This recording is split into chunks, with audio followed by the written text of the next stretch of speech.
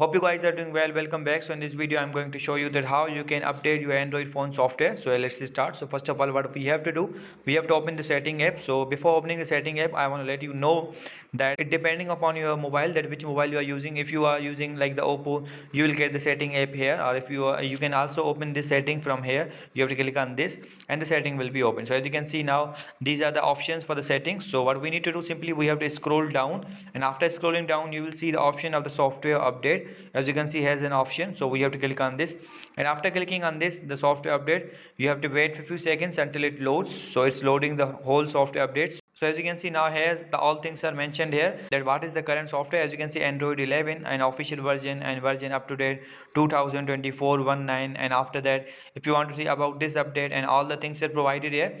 If you want to update your phone, you can also do that. As you can see, we are going to click on this. So as you can see, if you will scroll down, you will see the must knows. They have provided the notes, you have to read this all, and after reading this all, as you can see, is an option, we have to click on this.